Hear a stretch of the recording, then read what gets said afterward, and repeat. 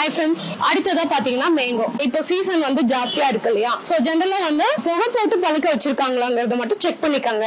இல்ல அப்படின்னா நீங்க எனி டைப் ஆஃப் மேங்கோஸ் வந்து எடுத்துக்கலாம். டயபெட்டிக் இருக்கிறவங்க எல்லாம் நான் மேங்கோ வந்து எடுத்துக்கூடாது இல்ல, சுகர் அதிகமாயிடும்ல அப்படின்னு சொல்லுவாங்க.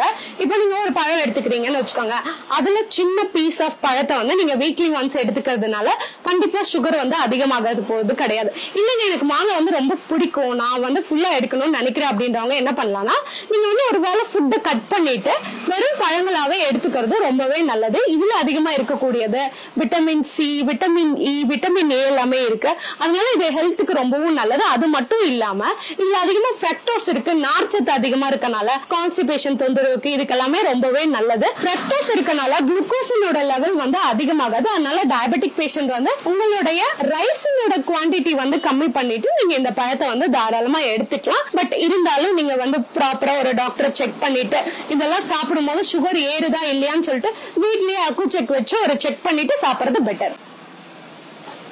சோ அடுத்ததா பாத்தீங்கன்னா இந்த நெல்லிக்காய் தான். சோ எப்பவுமே பர்ச்சேஸ் பண்ணும்போது கண்டிப்பா நெல்லிக்காய் வாங்கிக்காங்க. நெல்லிக்காவை நம்ம கடிச்சு சாப்பிடும் போது புளிப்பா இருக்கும். ஆனா உங்களுக்கு எல்லாத்துக்கும் தெரியும் இல்லையா, நமக்கு வந்து இந்த நெல்லிக்காய் வந்து ரொம்ப ரொம்ப நல்லது அப்படின்னு சொல்லிட்டு. ஆனா நம்ம இதை யாரும் வாங்க மாட்டோம். உங்களுக்கு வந்து இந்த புளிப்பு துவர்ப்பு அதிகமா இருக்கு அப்படின்னா நீங்க ஒரு விஷயத்த பண்ணலாம். என்ன அப்படின்னா, இதை வந்து உப்புல போட்டு வச்சிருங்க. ஒரு 2-3 நாள் உப்பு தண்ணியில போட்டு நல்லா க்ளோஸ் பண்ணி வச்சுட்டீங்க அப்படின்னா அது வந்து ஃபெர்மெண்ட் ஆயிடும். அது ஃபெர்மெண்ட் ஆனதுக்கு அப்புறம் எடுத்து சாப்பிட்டீங்கன்னா ரொம்பவே நல்லது.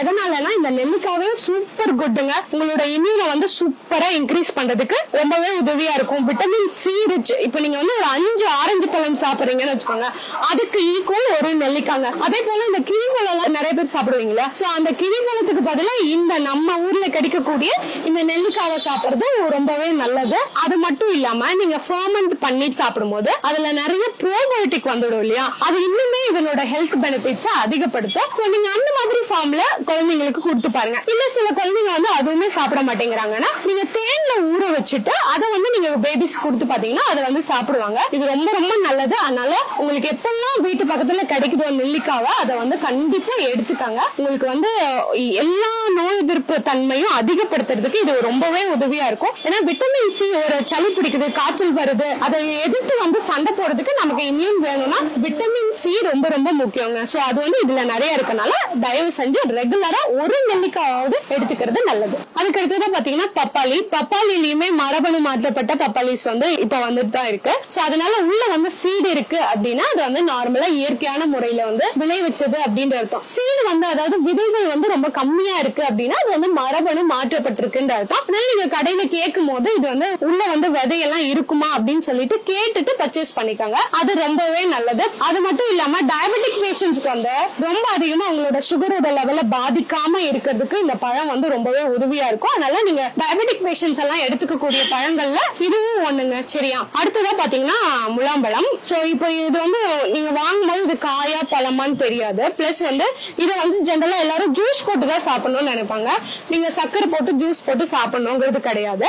அதே போல இது காயா பழமான்னு தெரிஞ்சுக்கணும்னு நினைக்கிறீங்கன்னா இந்த காம்பு இருக்கு இல்லையா, இதை எடுத்து விட்டீங்கன்னா இது வந்துருச்சு அப்படின்னா இது வந்து பழுத்துருச்சுன்னு அர்த்தம். இது வரல அப்படின்னா இது வந்து பழுக்கலன்னு அர்த்தம். அதே போல பாத்தீங்கன்னா இதோட கலர் வந்து வெளியில வந்து பாத்துக்கோங்க. கொஞ்சம் கொஞ்சமா ஏதாவது டேமேஜஸ், இங்க மோஸ்ட்லி இப்போ எல்லாம் ஃப்ரெஷ்ஷா வச்சிருக்காங்க, கொஞ்சம் டேமேஜஸ் இருக்கு ஏதாவது தோல்ல அப்படின்னா அது வந்து அழுகி இருக்கா இல்லையான்னு மட்டும் பார்த்து வாங்கிக்கோங்க. எப்பவுமே ஃப்ரூட்ஸ் வந்து ரொம்ப அழுகுன மாதிரி இருந்ததுன்னா எடுக்க கூடாது. அது வந்து வயிற்றுல வந்து இன்ஃபெக்ஷனை வர வைக்கும். அதனால பழங்களை செலக்ட் பண்ணும்போது ரொம்ப ப்ராப்பரா செலக்ட் பண்ணிக்கிறது ரொம்ப ரொம்ப முக்கியம்.